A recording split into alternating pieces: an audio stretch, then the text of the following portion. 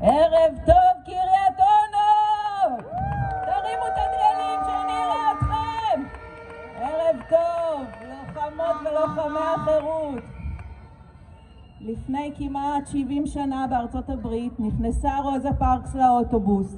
היא התיישבה כשגבר לבן הגיע ודרש שהיא תפנה לו את מקומה כפי שדרש החוק מאפרו-אמריקאים. רוזה פארקס עשתה אז דבר אחד קטן שירשם בדפי ההיסטוריה. היא אמרה לא! לא! לא! ההתנגדות של רוזה פארקס העירה מחאה אדירה. יחד עם מרטין לותר קינג היא הובילה לכך שבית משפט ביטל את ההפרדה הגזעית. 70 שנה עברו מאז, ואצלנו דורשים שנשים ישבו מאחור. בושה! בושה! בושה! כולנו צריכות וצריכים להגיד לא. לא להדרה, לא לאפליה, לא להפיכה המשטרית, לא לממשלה המושחתת מדירת הנשים, לא לממשלת הבושה. בושה! בושה!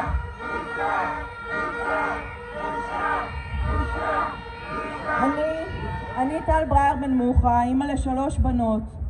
בהפגנות בקרקור אנחנו קוראות שאנחנו לא מפחדות. אני רוצה לומר כאן ממה אני כן פוחדת. אני מפחדת שאם הממשלה הזאת לא תעצור, לא יהיה לבנות שלי עתיד במדינה.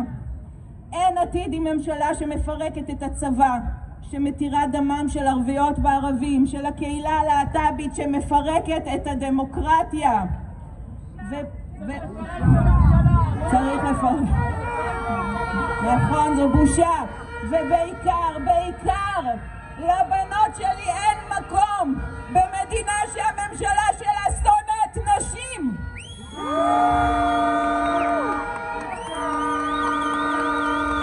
ממש ככה, שמעט הנשים שכבר יש בה פועלות נגד נשים, מגנות על אנסים, מפטרות מנכ"ליות של משרדי ממשלה, מפרקות את הרשות לקידום מעמד האישה ומקדמות הפרדה מגדרית.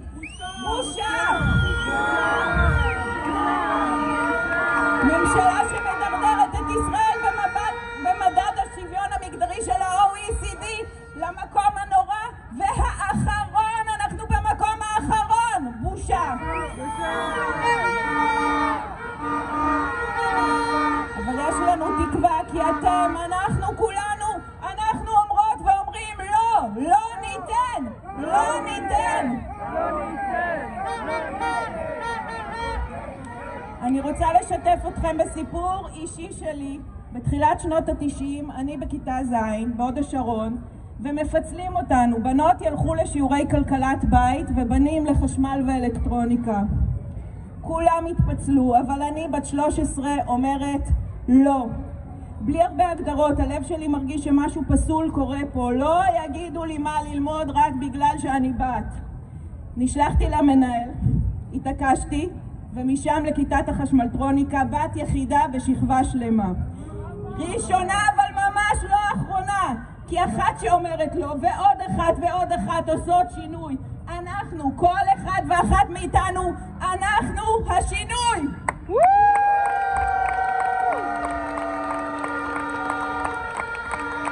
תרימו את הכללים. בצבא שירתתי כמדריכת מורן. יחד עם חיילת נוספת הצטרפנו לקורס מפקדים. זו הייתה פעם ראשונה שנשים הצטרפו לקורס הזה. שינוי אחד מיני רבים.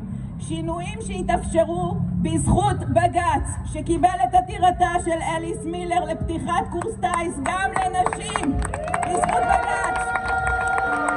היום יש לנו לוחמות בים, באוויר וביבשה. בזכות חברות וחברי כנסת משמאל ומימין, ערכיות וערכיים, לא כמו הממשלה הזאת. זה קרה בזכות המוני נשים אמיצות וגברים אמיצים שפעלו לטובת זכויות לנשים, זכויות שעכשיו נרמסות ברגל גסה.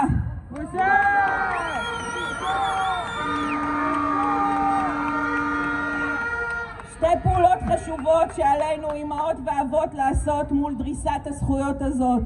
אחת, ללמד את הבנות והבנים שלנו שאם יש תחושה של השפלה, העלבה, הקטנה, הלב יודע ומרגיש, הלב מסמן את הלא. ללמוד, להקשיב ללב, לזהות אי שוויון, ללמד אותם על דמויות כמו רוזה פארקס שהתנגדו, ששינו, שאמרו לא. לא. לפתח אצלם מיומנויות של חשיבה ביקורתית, לשאול שאלות גם ובעיקר מול דמויות סמכות. לשאול למה, ללמד אקטיביזם ויכולת להתנגד.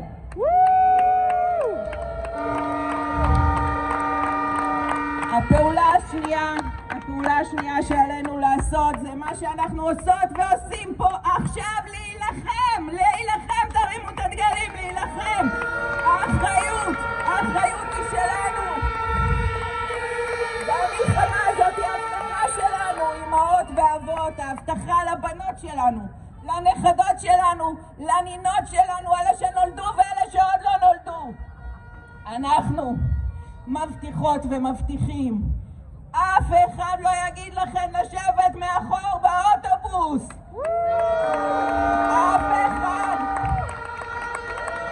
אף אחד לא יגיד לכם לחסות את עצמכם. אף אחד לא יגיד לכם איך להתלבש, מתי להגיע לבריכה או למעיין ומתי אתם צריכות לצאת ממנו. לא, זה לא יקרה.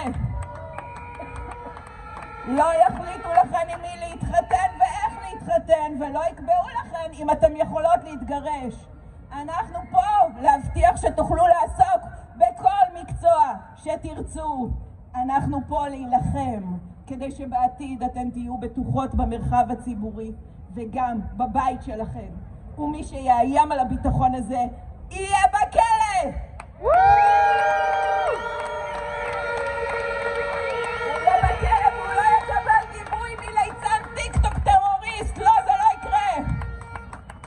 אני מבטיחה לבנות שלי שאני אלחם כדי שהן יוכלו להשמיע את קולם, בדיוק כמו שאימא שלהן משמיעה את הקול שלה ממש פה ועכשיו.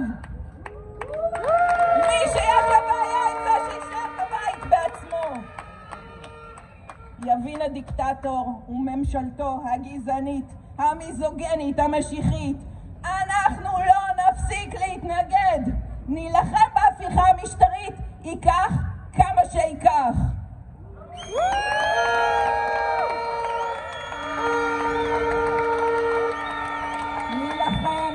נילחם עד שנשיג חירות, תקווה, שוויון, חירות, תקווה, שוויון, חירות, תקווה, שוויון, עד שנשיג עתיד שווה. זו ההבטחה שלנו לילדות ולילדים שלנו. אנחנו ההורים 2023 נילחם עד שנשיג דמוקרטיה, דמוקרטיה, דמוקרטיה. תודה רבה.